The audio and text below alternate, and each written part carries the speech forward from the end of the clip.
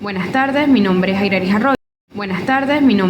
Arroyo. Y en conjunto con mi compañero Eric Osberg vamos a hablarles sobre el derecho constitucional italiano, específicamente del control concentrado de su constitución. Teniendo esto en cuenta, procedemos con la introducción. En la lámina pusimos introducciones, queriendo hacer un énfasis en el idioma italiano y en la presentación. Dicho esto, comenzamos. En Italia, la justicia constitucional es administrada de forma concentrada, es decir, en Italia no hay control difuso de la Constitución. Estas funciones las lleva a cabo la Corte Constitucional, que no forma parte del orden judicial. La conformación de la Corte Constitucional las vamos a explicar de forma muchísimo más amplia más adelante en esta presentación. Ahora tenemos una imagen de inteligencia artificial en donde vemos cómo se ve representada el control concentrado de la Constitución de forma humanizada. Procedamos con la competencia. Las competencias del Tribunal Constitucional se basan principalmente en juzgar la legitimidad constitucional de las leyes y de los actos del Estado y las regiones con fuerza de ley, en resolver los conflictos de atribución competencial entre el Estado y las regiones, lo cual es caracterizado por la doctrina como su función arbitral, en juzgar la admisibilidad del referéndum abrogativo y en juzgar la responsabilidad del presidente de la República acusado por el Parlamento en sesión conjunta, de acuerdo a la Constitución italiana. Acá tenemos otra imagen de inteligencia artificial en donde se ve cómo es la protección de manera humanizada de la Constitución italiana a través del control concentrado. Consiguiente a ello tenemos las dimensiones. Hay dos dimensiones, una dimensión material y una dimensión institucional. La material se basa en que la Corte garantiza el respeto a la Constitución por parte del legislador estatal y regional. Esto se divide en forma abstracta, que no está directamente relacionada a un caso particular, y en concreta, que es una remisión de un juez de un caso a el juez constitucional. En cuanto a la institucional, se refiere a que la Corte debe asegurar el respeto a la Constitución en las relaciones interinstitucionales, desarrollando funciones de tipo arbitral y gestionando situaciones políticas que generalmente son muy delicadas.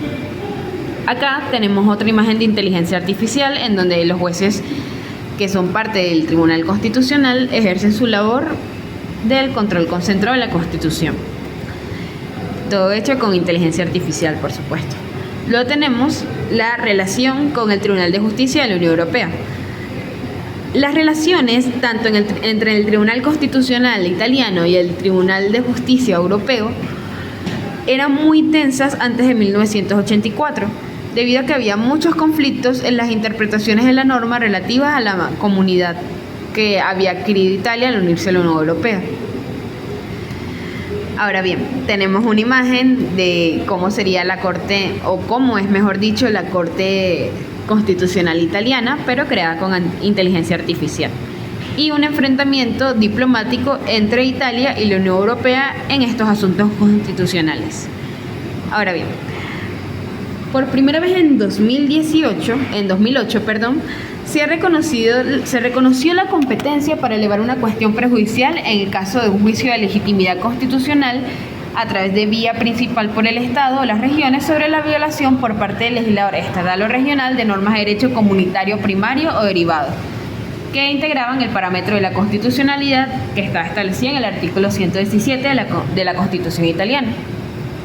Ahora bien, dada la naturaleza del juez de única instancia, la Corte Constitucional ha tenido a referirse al órgano institucionalmente competente para la interpretación de derecho comunitario, es decir, el Tribunal de Justicia. Con todo esto, lo que queremos expresar es que la relación entre el Tribunal de Justicia europeo y el Tribunal Constitucional italiano mejoró desde el momento en que encontraron una vía institucional y, por supuesto, jurídica para poder integrar las interpretaciones que existían dentro de la jurisprudencia del Tribunal Constitucional, así como del Tribunal de Justicia, a través de la remisión de los jueces constitucionales al Tribunal de Justicia de la Unión Europea cuando se tratara de normas basadas en que fueran referentes a la comunidad. Con esto, la Corte Constitucional italiana parece haber reconocido la importancia del diálogo entre tribunales en un sistema articulado sobre varios niveles. Aunque tal posibilidad ya ha sido limitada al juicio, envía acción con tal cambio jurisprudencial, la Corte se ha insertado plenamente en el circuito europeo de tribunales y por tanto ha puesto las bases para la propia participación activa en la construcción de nuevos caminos de convergencia. Esto es lo que comentaba previamente, que ha habido una conciliación entre estas dos interpretaciones de cada una de las cortes para crear un criterio unificado en cuanto a las normas de la Comunidad Europea. Acá vemos una imagen de inteligencia artificial en donde se evidencia este diálogo diplomático entre la Unión Europea e Italia en temas de constitucionalidad. Ahora, ¿qué razones había en Italia para no reconocer al juez común o a la Corte de Casación como legítimos para ejercer control difuso de la Constitución? Bien, la primera razón era el temor de que la contraposición entre una Constitución fuertemente innovadora y la legislación vigente heredada del régimen precedente podría determinar una excesiva exposición de la magistratura, con la posibilidad de fungir como contrapeso a las decisiones políticas del Parlamento. Otra segunda razón es que genera desconfianza en la sensibilidad de la magistratura respecto a los nuevos valores constitucionales por su formación con base en principios absolutamente diversos. Y una tercera razón era el temor de que la falta de carácter vinculante del precedente judicial pudiera perjudicar el principio de certeza del derecho, en aquella hipótesis en que una ley fuera considerada contraria con los principios constitucionales por algunos jueces y no otros. En síntesis, entre estas tres razones se resume la desconfianza que se tenía hacia los jueces ordinarios para interpretar la inconstitucionalidad de una norma en vista de los intereses que se podían generar en un juicio concreto. Luego pasamos al modelo mixto en aspecto subjetivo y objetivo, que ya va a ser tratado por mi compañero Eric Osberg. Ahora yo les hablaré del modelo mixto en aspecto subjetivo y objetivo. En Italia, el modelo de justicia constitucional previsto por la Asamblea Constituyente en la Constitución de 1947 fue un resultado de una combinación de los sistemas de origen norteamericano y austriaco de la Judicial Review of Legislation. Por eso decimos que se trata de un modelo mixto. Uno de los principales autores y impulsores de este sistema mixto fue el reconocidísimo profesor y académico constituyente Pietro Calamandrei, cuya propuesta planteó la dificultad de tener el mismo procedimiento, sea el aspecto subjetivo, sea el aspecto objetivo. Se lleva a cabo en el único modo que podía ser posible, es decir, a través de una diversificación de las vías de acceso a la Corte Constitucional. Gracias a esta articulada propuesta, el debate de la Constituyente se encaminó en un modo más decisivo a la construcción de un híbrido y no se diversificó en cuanto a qué tipo de sistema se tenía que ajustar o si solamente adoptar uno de ellos. Aunque hubo un allanamiento de la ratio del proceso incidental con ventaja de las exigencias del proceso en vía principal, predominando el superior interés público de la observancia de la Constitución. Como podemos ver aquí, este tipo de sistema es uno de los que buscan combinar distintos aspectos de algunos sistemas para crear uno mejor. Y fue Pietro Calamandrei quien buscó impulsar este tipo de objetivos. Sin embargo, existen a su vez modos de concebir la actividad futura del juez constitucional, que fueron una de las grandes discusiones que hubo en este momento. Estas discusiones se dividieron de dos modos. Una primera discusión que decía que la actividad del juez debía ser centrada en la naturaleza objetiva que el control de la constitucionalidad debería asumir, es decir, buscando la eliminación de leyes inconstitucionales, y otro aspecto establecida por otros constituyentes estableciendo la Corte que busca más bien actuar como un garante de los derechos fundamentales reconocidos por los ciudadanos a través de la Constitución, que debe ser tutelado directamente y no como resultado de una eliminación de leyes inconstitucionales.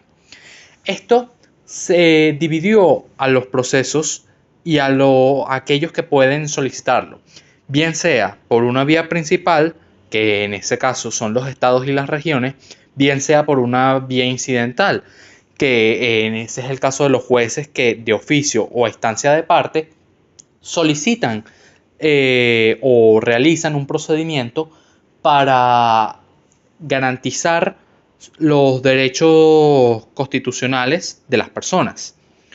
Este sistema está dividido a través de 15 jueces, me refiero a la Corte Constitucional, que están nombrados por un tercio por el presidente de la República, otro tercio por el Parlamento en una sesión conjunta y el tercio restante por las supremas magistraturas ordinarias y administrativas.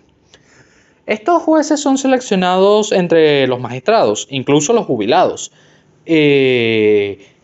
los cuales tienen que tener una profesión desarrollada, tienen que ser catedráticos universitarios y abogados bastante experimentados. De hecho, se exige que tengan al menos 20 años de experiencia y de ejercicio profesional.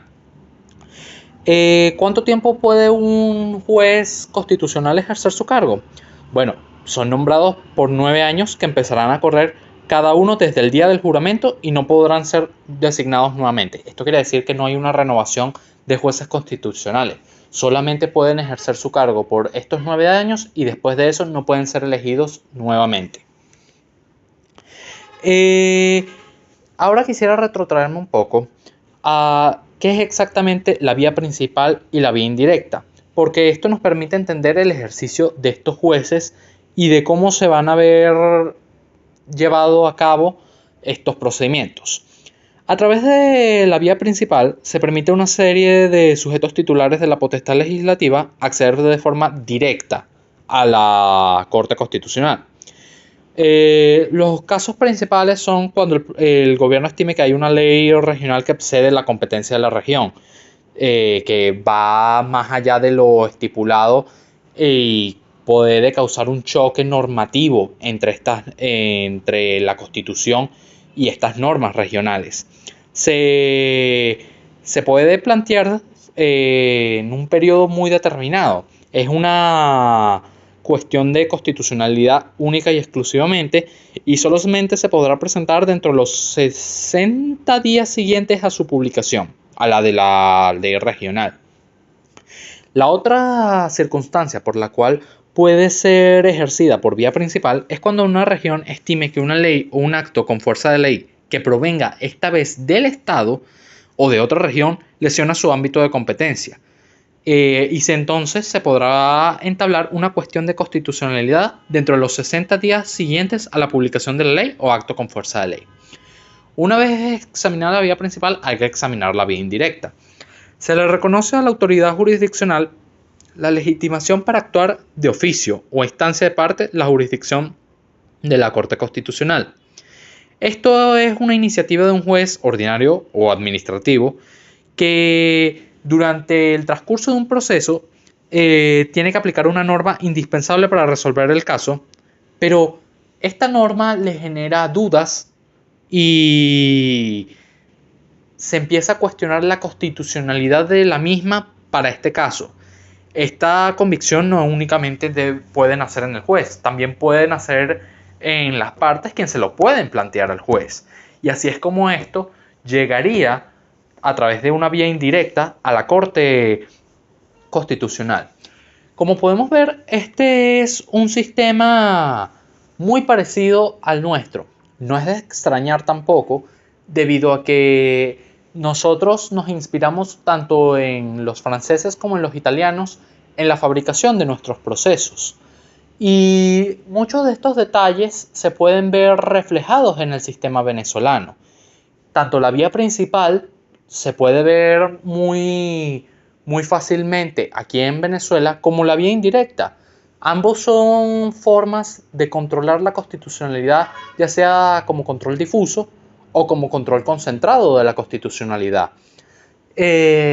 Si nos retrotraemos a la estructura, es donde podemos observar una de las grandes diferencias. Hay muchos más jueces constitucionales en la Corte Constitucional de Italia, mientras que en la Corte Constitucional de Venezuela está mucho más limitada. Tanto es así que en la italiana los requisitos varían mucho más que en la venezolana. Y Y está también el limitante del tiempo y de la reelección de esos jueces. Es un tema que hay que analizar con cuidado, porque si bien tenemos muchos parecidos, tenemos que tener en cuenta que el sistema italiano es un sistema de Europa. Y los europeos, aunque tienen un poco de sistema mixto a veces en algunos países, como es el caso de Italia, que utiliza una especie de híbrido en su sistema, ellos únicamente utilizan el control difuso para casos muy excepcionales. Ellos prefieren hacer un control concentrado. Los europeos buscan concentrar la revisión constitucional para evitar cambios repentinos. Y sin embargo, nuevamente refiriéndonos al sistema italiano, existe la llamada vía indirecta, que si nos damos cuenta refleja esa especie de control difuso que puede existir en el sistema italiano. En conclusión, podemos establecer que si bien el sistema italiano es un sistema definitivamente de control concentrado de la constitucionalidad, también tiene aspectos híbridos que relacionan mucho su control al sistema venezolano y nos permiten hacer una comparación plena entre nuestros dos sistemas y encontrarle muchas semejanzas, así como también se encuentran muchas diferencias. Pero si uno observa adecuadamente estos sistemas, puede darse cuenta de que estos dos formas de control son muy parecidas.